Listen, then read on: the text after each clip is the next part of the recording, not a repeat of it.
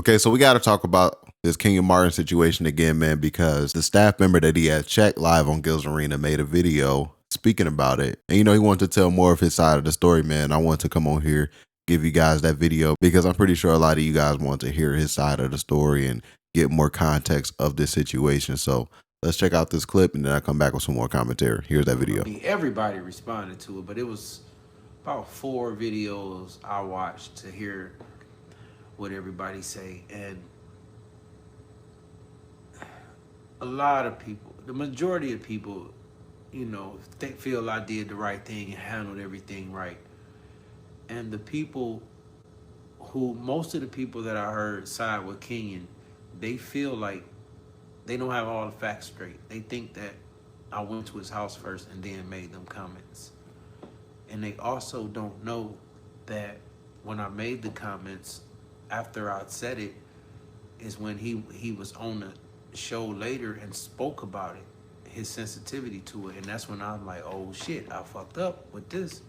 And this is way before I moved to Cali. So when I finally moved here, I felt like I had to apologize. And that's what I did, man. And I didn't sugarcoat it. I tried to quote what I said, and specifically said 2 or 3 times, because I heard you speak about how sensitive you are about it. That's why I'm coming to you with this. I repeated the 3 things I said.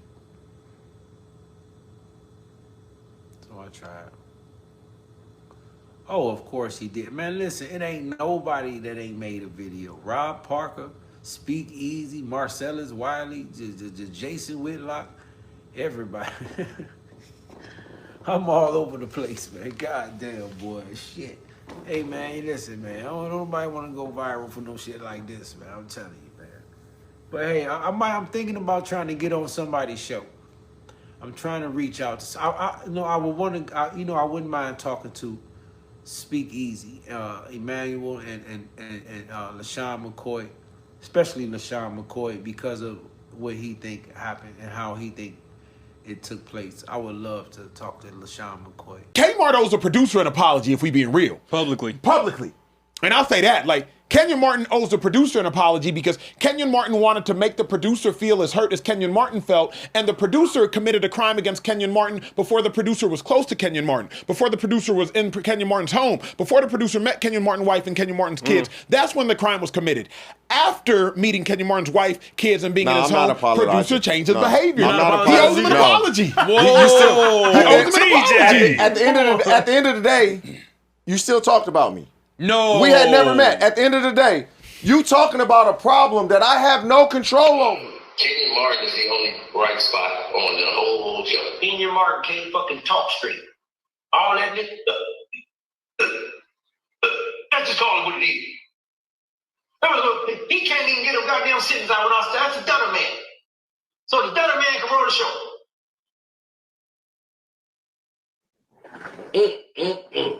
You call Kenyon Martin the Dunner man. I didn't know what to say. You can't tell a man how to respond, right? That's one thing you can't do, when they feel a certain way, right? Whatever actions you put, if that person wants to respond, that person wants to respond. So, there's just details in it where, the video itself, where the guy was saying it, he wasn't actually working with us yet, with Gils Arena. He was reading comments, and so this was a few years ago. So he was reading. Oh, this isn't recent. Yeah. This isn't recent.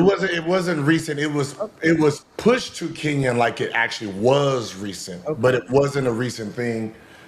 He wasn't on the staff, and I guess he was like defending me in a sense, and he was reading comments and going off the comments, and then he said that about Kenyon. Okay. And then after the fact, he met Kenyon when he came and started working for the company and stuff like that, and him and Kenyon became good. So, the people who held on to it, been, oh, we're gonna do this, we're gonna get it to Kenyon. And then, I guess since it came, to light, like, oh, we have the video. And then that's when he tried to apologize to Kenyon. So but since Kenyon never seen it, he just thought, oh yeah, well, don't worry about it.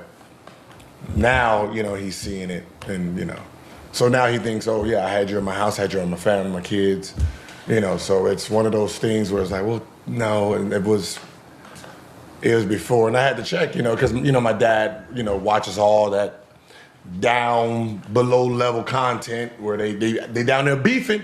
I sent this video to Kenyon and Swaggy P a long time ago.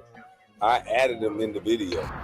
You know how confident you gotta be and how tough you gotta be to be sitting down,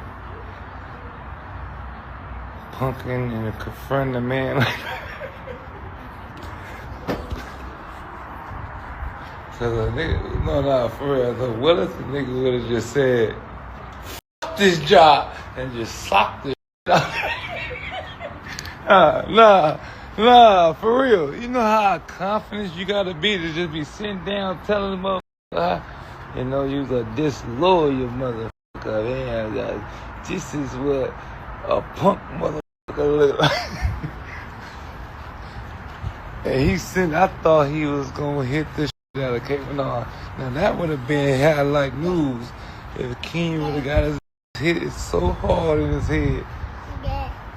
Cause ain't no way you gonna be just talking to me and I'm just standing over you like this. Oh, I would have been famous. It'd have been no. No, that's how you know he's a bully.